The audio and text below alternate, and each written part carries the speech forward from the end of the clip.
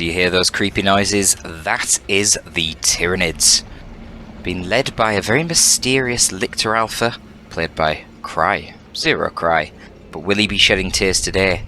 Let us find out, because he's going to be fighting up against Man of Faith's War Boss.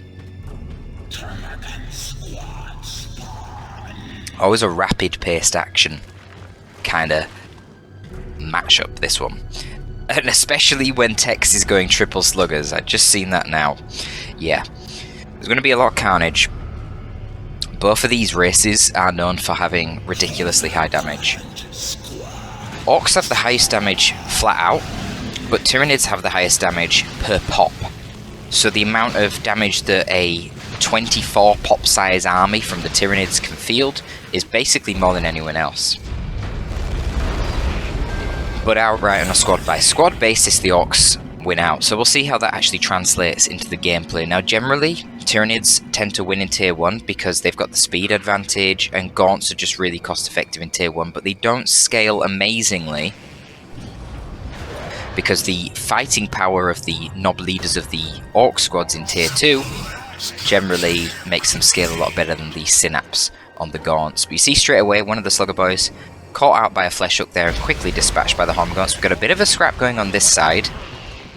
So there were some spawn mines. Looks like one detonation went off onto these sluggers, but really didn't deter them, and the sluggers are easily able to deal with those Hormagaunts. And there is a single termagant for Cry, which honestly, I'm not going to achieve too much there.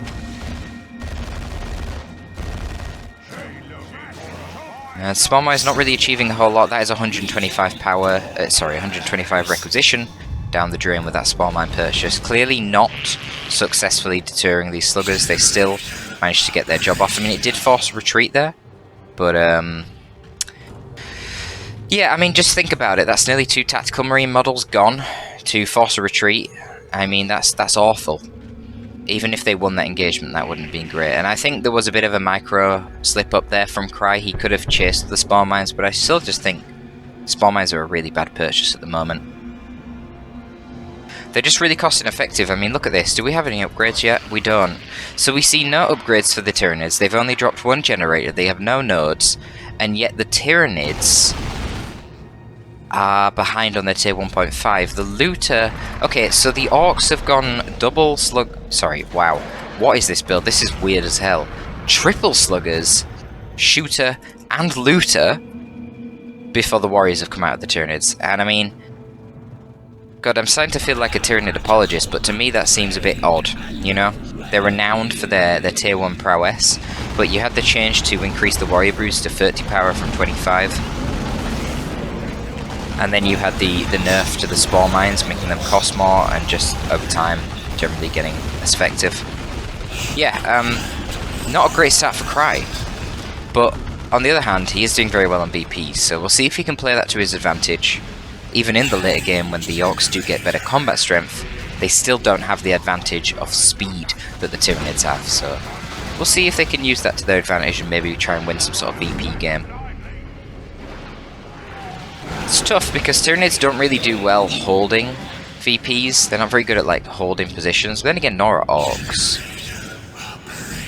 However, in this map, of course, you've got these 2 side VPs here, which can be very easy, usually, with like Space Marines, Chaos Space Marines, to lock them down and just win on a 2-cap.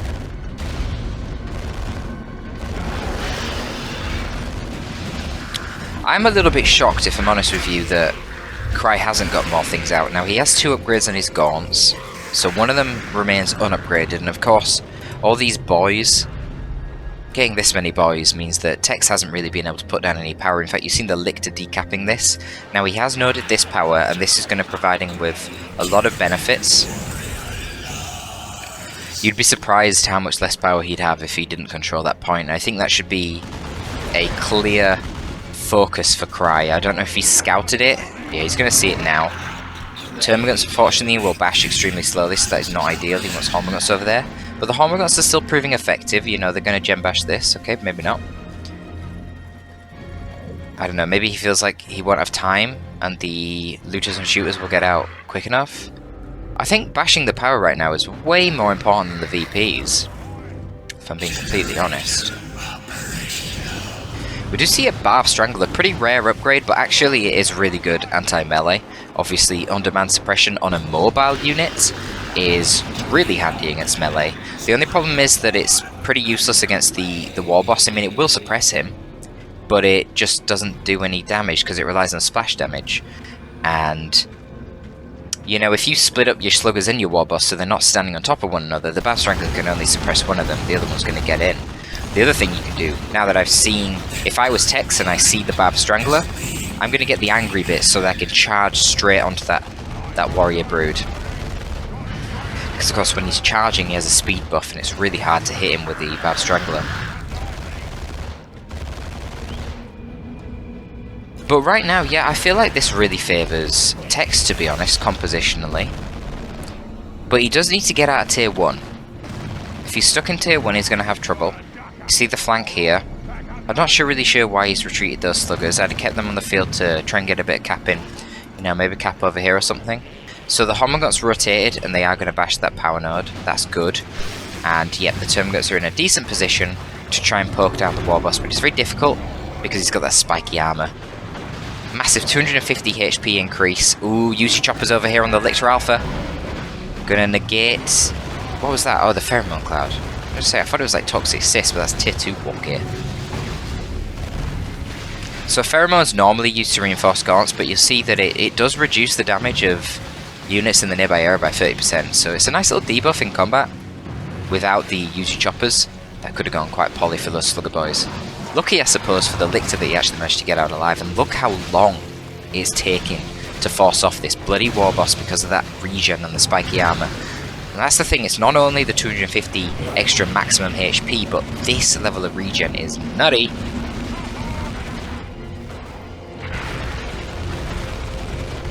Now, it's quite funny actually, usually the Lictor isn't very effective against orcs because of the prevalence of shooters with their shooter knob everywhere, so his infiltration is not very useful. But in this instance, of course, Tex has gone for only one shooter, so he's only got one shooter knob on the map. And the Lictor is actually being really effective at countering down these looters. I wonder if he had a Flesh Hook. I feel like a melee from the Termagants on that lead model there could have actually wiped the score with a Flesh Hook too. But it's a missed opportunity, and honestly, Cry is coming back onto the field. Cry has an insane amount of resources, and you see right here, naked level 1 sluggers 1v1ing the spawn mines. So that just gave these sluggers free XP. They do get forced off, but that cost Cry 125 requisition. That is not worth it. Just think, would you, to force off sluggers without them losing a model, would you really sacrifice 2 tactical marine models? Hell no, you wouldn't. That's so bad. Ignoring the fact that it increases your pop, so while they're in the field you're paying more upkeep, and the fact it's 5 power. Really, really bad unit right now. I would only use them for anti-garrison. Or in tier 2 when they're cheaper, out of the towers. But there is some serious VP pressure coming in from Cry here. 430 VPs left for him, and he's actually got a 2-0 cap. 2-1 now. But Tex is already under 300 VPs. However, we are getting to that turning point in the game now. Tier 2 has come in, and we see one slugger knob queued up.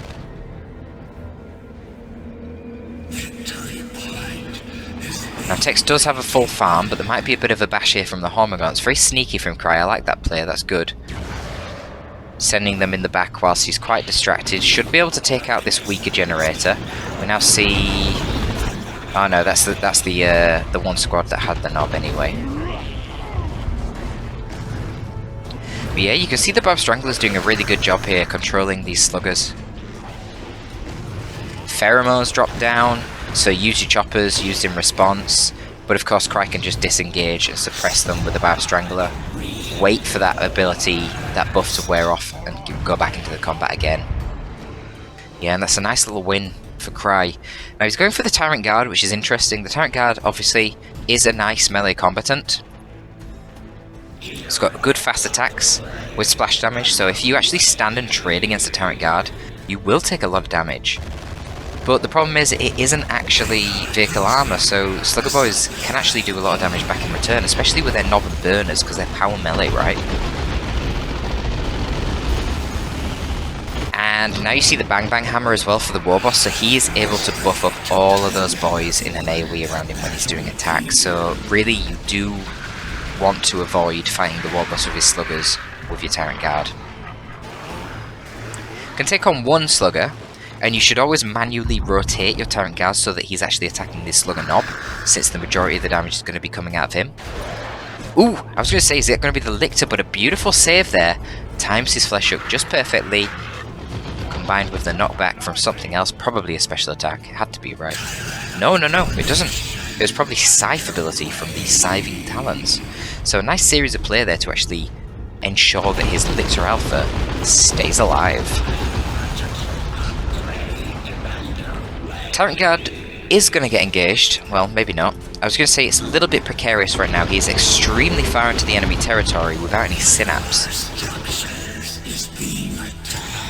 And that's one of the problems with the TG. They're extremely slow. And of course, they can't retreat because they're monsters. So generally, you want to kind of keep them on your 50% of the map. If you sort of draw a line across the middle of the map, keep them on your side. Maybe extend slightly over to these sort of areas, but not too deep. It's very easy to snipe them. And the other trick that you can use with the Tyrant Guards in order to make them... Wow, these Hormigons... Wow, they get the Warboss. I am shocked.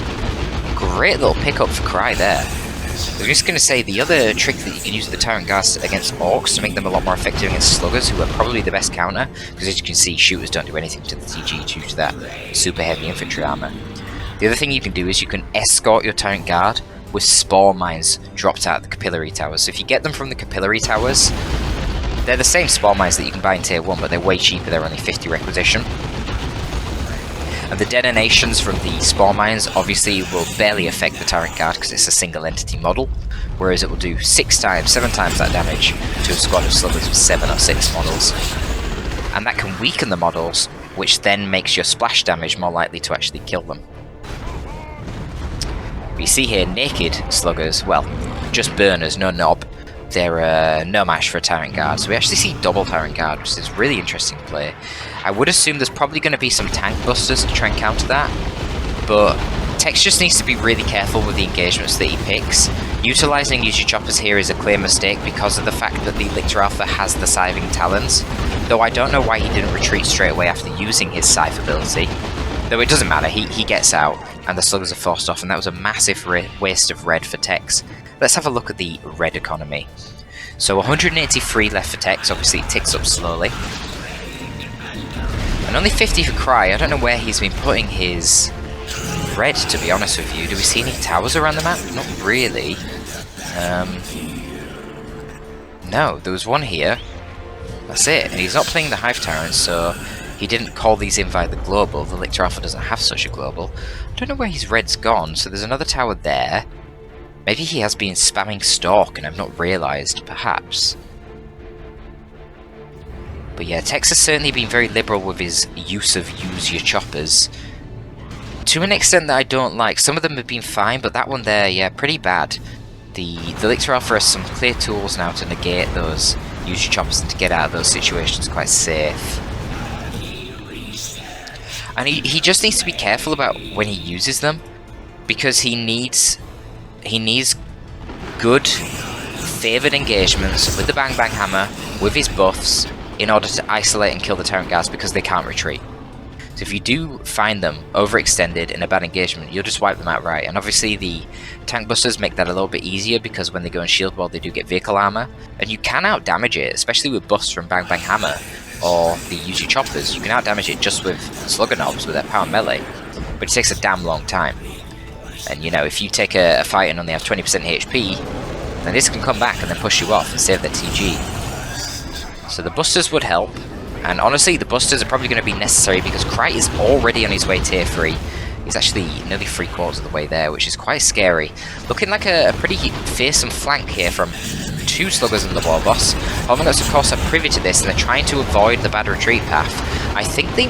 oh, maybe not. I think the burners are going to get them, actually. Yeah, the burners get them. Oh, there was another slugger boy in retreat anyway. Jesus, that was an awful engagement for those poor Hormigons.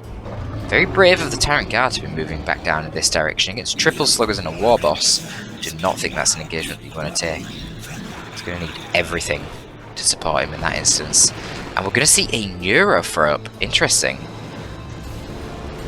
Perhaps a choice due to the fact that he is now getting gem bashed, so waiting for a Carnifex or a Swarmlord would have took a very long time with all the gem bashing. Maybe that's what he wanted ideally, but yeah, you don't really have much choice in this instance. He's lost nearly all of his power income. He would have been waiting far too long to try and get out one of those bigger monsters. And at the end of the day, the main threat right now is all melee infantry, right? And the Neurothrope is just great against infantry. You've got that Cataclysm ability, doing that knockback on demand. You've got Paroxysm, doing percentage-based damage, really good at whittling down those very tough slugger knobs. But let's see how this engagement goes. So we're going to see double Swamp'em, which normally breaks suppression, but I feel like they were still suppressed there for ages, which was a bit weird. Don't know what happened there. And yeah, wow, with all the debuffs, these Slugger Boys are just getting thrown around. Warboss does manage to get into the Warrior Brood. I mean, there's not really much that can be done about that, to be honest. Where are these Termagants? Okay, they're just harassing the side of the Looters.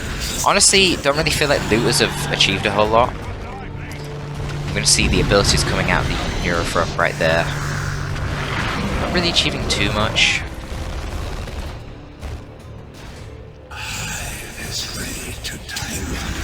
And one of the other cool things about the Neurothrope is it has that Spirit Leech ability. You see it here? And it actually pins the target in place whilst it drains its energy and gives the energy to the Neurothrope. But you can use that to pin the Warboss in place and keep your warriors at a distance more secure.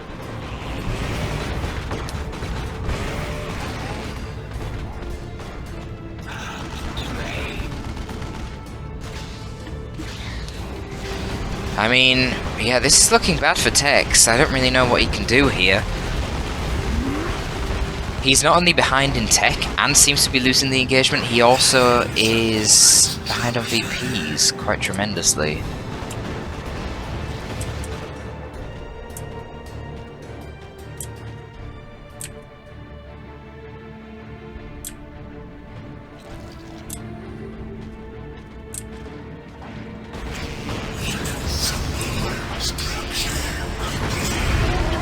Oh wow, look at the damage from the Cataclysm there. That was huge on those sluggers. I was wondering why the Hormagaunts were just running into melee, but wow, they melted them. Called the boys used by the Warboss though. That's a lot of boys. Where did all those boys come from? More boys now catching out the Neurothrope, and they're gonna wipe him. A couple of special attacks knocks that big fucker over, and his psychic head explodes. And now we have the Bang Bang Hammer buffing up the rest of these boys, combined with the buffs from the Call the Boys. And it looks like this Tyrant Guard is isolated. It is running to the safety of its friendly Tyrant Guard and the Bad Strangler Warrior Brood. We see the Swamp'em being activated once again, and for some reason it is not countering the suppression of the Bad Strangler. That is really weird. I don't understand that. Maybe that is a bug. Cloud, if you're watching, what is that all about? Why is Swamp'em not breaking the suppression from the Bad Strangler? Use Chopper's used once again on the Lictor Alpha, but he has that Scything Talon. Scything Talon, such a great war gear for the Lictor against these mass melee forces. You see there, even when he's knocked over, he can use that ability, even though the animation doesn't proc, which is very powerful for him. Obviously, knocking away those Slugger Boys there and ensuring that he lives to fight another day. But all of a sudden, Cry's army is just looking really weak. Oh, just kidding. Without number, here comes a Termagant squad and a Hormagaunt squad called in on the side of the map, gonna wipe out that squad of shooter boys.